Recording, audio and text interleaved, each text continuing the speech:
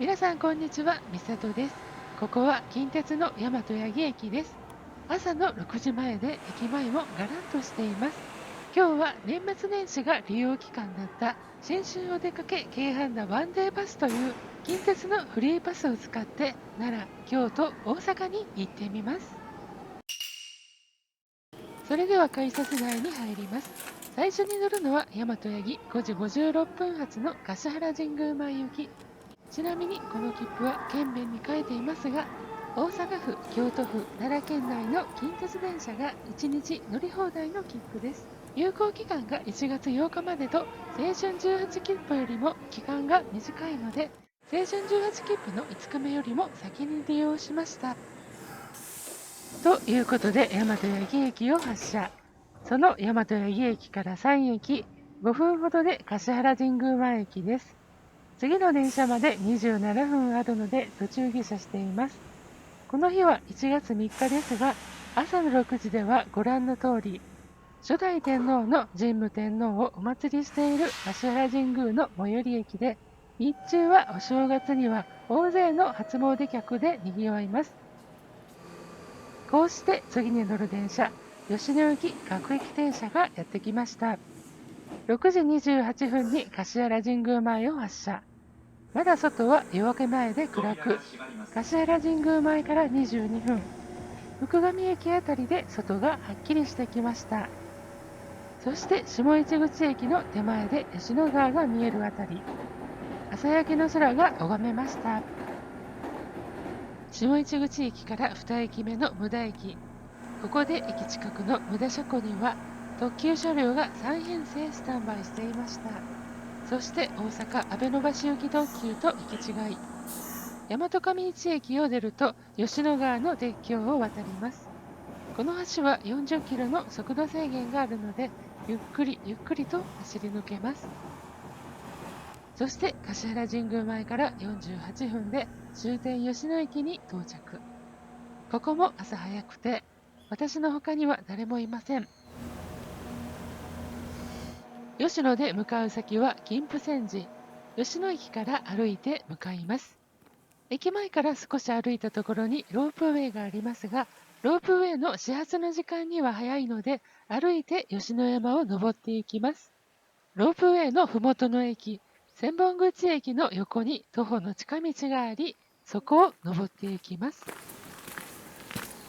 階段は結構急だったりします。距離は伸びますが、車道を行く方が楽かもしれません。ひたすら階段を登ると、もう吉野駅が遠くに見えます。さらに登って行き、列車の音がしたので見てみると、先ほど無駄車庫にいた16000系特急が吉野駅まで改装された後、大阪阿部野橋へ向けて出発するところでした。こうして吉野駅から徒歩25分で吉野山駅が近い大橋に到着。ここには無料休憩所もあり、歩いて登ってきた方が一休みできます。ちなみにこの赤い大橋は南北朝時代の激戦地だそうで、後醍醐天皇の王子の大塔宮がわずか3000の兵で6万の幕府軍を相手に1週間持ちこたえたと近くの看板に説明がありました。大橋から少し行くとロープウェイの吉野山駅です。ロープウェイは帰りに乗車します。銀峰山寺の黒門を抜け、鐘の鳥居を過ぎてしばらく歩くと、工事中の金峰山寺仁王門の覆いが見えてきます。工事前の仁王門はこんな感じ。南側から回り込んで金峰山寺に到着です。金峰山寺は修験道の開祖とされる円の渦野が開いたとされています。ご本尊の金剛蔵王大権現は普段は非公開で、秘仏特別御開帳期間に参拝することができます。今回は蔵王堂に参拝して、能登半島地震の被災者の方が早く元の生活に戻れるよう祈願をさせていただきました。なお、蔵王堂の中は撮影禁止のため映像はありません。ちなみに今回使用の切符、新春お出かけ京阪なワンデーパスには、初詣特典引換券がついており、金峰山寺では開運招福お守り入りのおみくじを引くことができました。おみくじの結果は大吉。ただ、物事を冷静によく考えなさいとありました。はい、わかりました。この一年よく考えて行動します。銀峰山寺のお参りも終えたので吉野駅に戻ります。吉野山駅からロープウェイで下山。切符を購入して乗り込みます。所要時間3分で千本口駅へ。吉野駅からは9時34分発の大阪阿部野橋行き特急が待っていたので乗り込みます。南大阪線版エースの16600系です。特急のゆったりしたシートで39分。橿原神宮前駅で乗り換えです。ただ、10時13分に着いて、次は京都へ行きますが、次の列車まで50分近く時間があるので、この合間に橿原神宮参拝のお客さんの様子などを観察。臨時改札口も開いていました。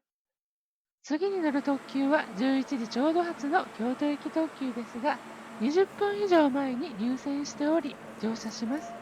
ビスタカーのトップナンバーですね。発車までの時間を利用して、ここで昼食にします。橿原神宮前駅で購入した柿の葉寿司です。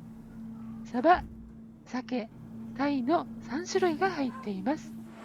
三が日とあって特急は満席で、隣のお客さんが来られる前に食べてしまおうと早めにいただきました。柿の葉寿司は3種類の味が楽しめてとても美味しかったです。11時に橿原神宮前を発車して所要時間は57分。11時57分に京都駅に到着。次は JR に乗り換えて嵯峨野線の12時13分発亀岡行きに乗ります。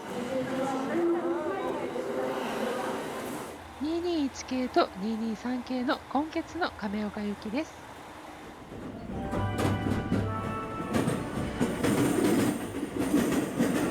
京都の次の駅の梅小路京都西駅で下車。はい、京都でのお目当ては京都鉄道博物館です。博物館入場の際、入場券売り場が混んでいたらと思って、事前に遊びゅうさんで電子チケットを買っていて、すんなり入場できました。入ってすぐ C62 型蒸気機関車と元祖湘南電車の80系、初代新幹線の0系が並んでいます。20系ブルートレインの食堂車なし20型、販売されているお弁当を中でいただけます。お昼は済ませてきたので今回は利用しませんがいいですね。ゼロ系新幹線の運転台に入れますが時間がかかりそうなのでまた後で来ましょう。本館1階に入ると500系新幹線寝台電車のクハネ581、そしてボンネット型の国鉄型特急の先頭車クハ489がいます。横から見る姿は惚れ惚れします。ちなみに今回ここに来た目的は1月の特別公開としてクハネ581の車内に入れるということで来たのですが、公開は同日祝日のみらしく1月3日の今日は入れませんでした。私1月の特別公開だから1月中はずっと入れるものと思っていまして、もうちょっと案内資料を見るべきでした。続きまして、こちらは特急黒潮号で使われたキハ81型。紀勢本線の西側が電化されるまで活躍していたそう。こちらは100系新幹線。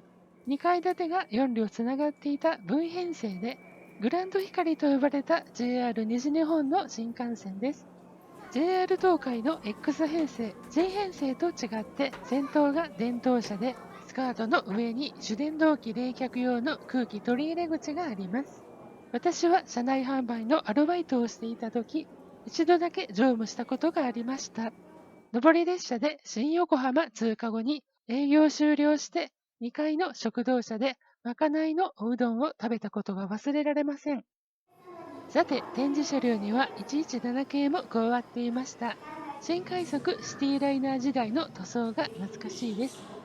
屋外にはトワイライトエクスプレスの一部の車両と栄寝台のオロネ24がありました。2024年3月はこのオロネ24の車内公開があるようですね。もちろん3月の土日祝日のみだそうです。そろそろ0系新幹線の運転台へ向かってみます。無骨な国鉄時代の運転台って感じがします。車内の見学もできます。車内販売のアルバイトの頃、ゼロ系も乗っていたのでかなり懐かしいです。展示されているビュッフェ車両は私が乗っていたのは新しい椅子がないタイプで少し仕様が違うようです。東京駅折り返し時にまかないのお弁当をビュッフェ車内で外から見えないように食べていたのが懐かしい思い出です。この後本館2階に上がると先ほどの500系クハネ581、クハ489が上から見れるのが絶景ですね。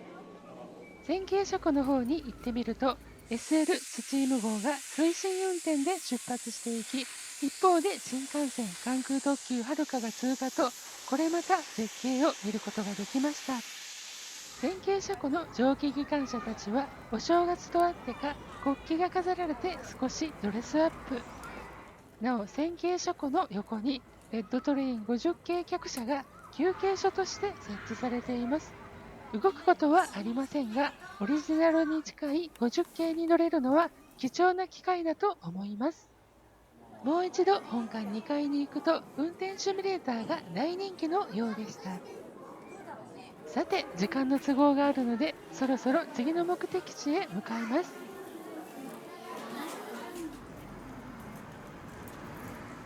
行きと同じ梅小路京都西駅から嵯峨野線で京都駅へ。京都駅からは本日2回目の近鉄特急ビスタカーに乗車。京都へはビスタカーの平屋の席でしたが、今度は会場席です。京都からは29分で大和西大寺駅に着きます。この次は大阪方面へ。16時9分発の大阪難波行きの火の鳥です。30分弱の乗車時間ですが、火の鳥の乗り心地を楽しみます。レギュラー席でも火の鳥レギュラー料金が別途必要で、大和西大寺から大阪上本町まで100円加算です。生駒トンネルを抜けた後、石切付近からの大阪の夕景を期待しましたが、お天気が曇りで残念。ですが、大阪市内のビル群は一望できました。大阪上本町に16時37分に到着。ここで一旦改札を出まして、上本町とアベノハルカスを結ぶバスに乗ります。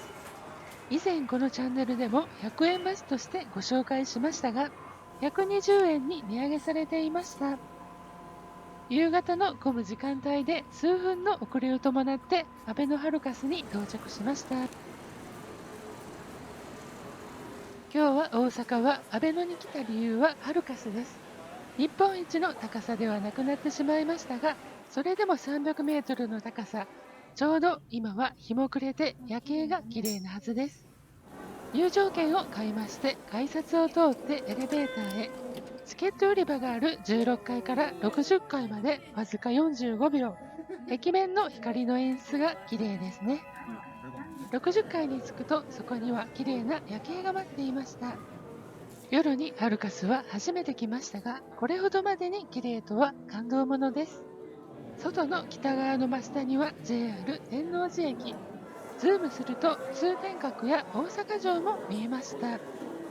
東側の真下には近鉄大阪阿部野橋駅が見えて、シリーズ21の電車が発車していきました。また夜景とプロジェクションマッピングが融合したイベントも行われていて、綺麗な夜景をさらに幻想的な雰囲気で盛り上げていました。床に映すプロジェクションマッピングもあって面白い試み。とにかく夜景が綺麗で1800円の価値はあると思いました。展望台のエリアは吹き抜けになっていて、下に天空庭園が見えます。その天空庭園の58階に降りてみます。阿部の部屋がいました。ここも素敵な空間です。あまり一人で来る場所ではないですね。温かいこたつもあって、おでんやお鍋、しゃぶしゃぶなどを楽しめるそうです。ちなみにここは天井がないので外と同じ、冬は寒いです。ということで地上300メートルの夜景を楽しんで下に降りてきました。ここは16階でチケット売り場がありますが、空中庭園もあります。ここもイルミネーションが綺麗でした。もうほんと綺麗で時間を忘れて撮影しそうになりました。夜景も十分楽しみましたし、ハルカスを後にします。大阪環状線に乗って鶴橋にやってきました。時間は19時頃でお腹も空いたので夕飯にします。鶴橋といえば焼肉です。駅からほど近い焼肉名月 ABC ランチさん。名月3種盛り定食にしました。ありがとうございます。すみません。分厚く大きいカルビ、ハラミ、ロースのお肉は食べ応え満点。小さな器の卵はすき焼きのように焼いたお肉をつけて食べるとのことでした。いつも夕方に来ると焼肉の匂いに誘われていましたが、いただくと実際すごく美味しかったですね。ごちそうさまでした。今日は一日、奈良県は吉野で金峰山寺へ、京都は京都鉄道博物館であちこち見て歩き、大阪は地上300メートルのハルカスで歩いて撮影していたので、締めに焼肉はちょうど良かったと思います。フリーパス自体1600円ですし、一日存分に楽しめたと思います。年末年始以外の時期もこんな切符があればいいですね。では今回の動画はここまでにさせていただきます。今回も最後までご視聴いただき誠にありがとうございました。チャンネル登録をどうぞよろしくお願いいたします。評価の方もしていただけると嬉しいです。